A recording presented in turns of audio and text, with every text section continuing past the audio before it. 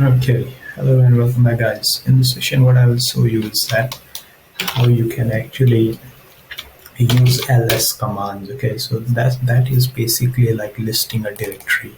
Okay, so suppose I go to my downloads, I go to Telegram, right, and then I'll just delete this too.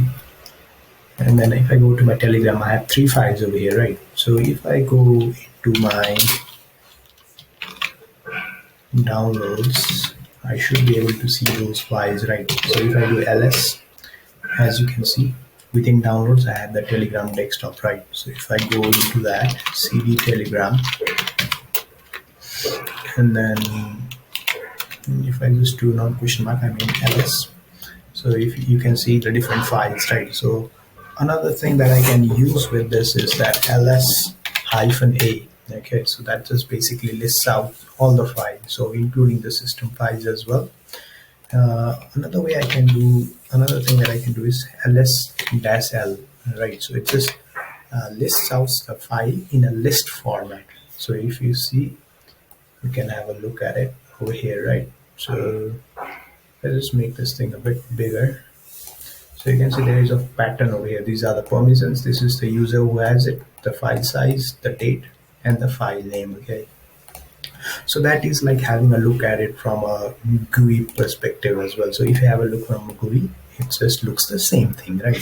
So that's how it looks like. So what you can also do is you can do ls hyphen l hyphen a.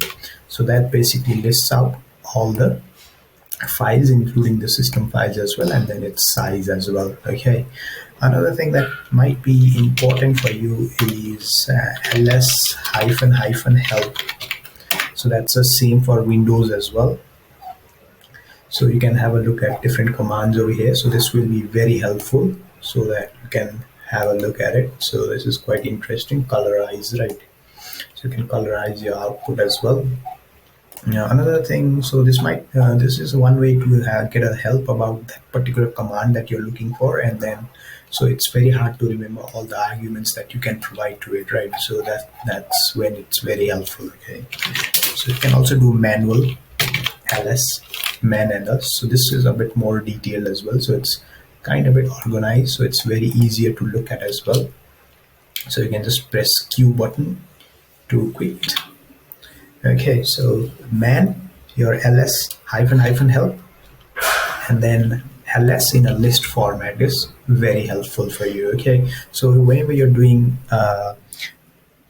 kind of troubleshooting from a distance, or like from your home or somewhere else, right? So you won't always have access to a client's computer. So in that setting, it will be very helpful to learn about getting these things done from a command line interface. Okay, because you won't have the access to GUI, right?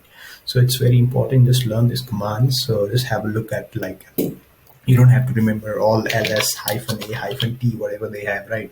So you can just see man ls, and then after that you can just look through it, which command that you need, and then you can get the job done. Okay, so that's pretty much it for this particular video. I'll see you in the next one. Take care. Bye bye.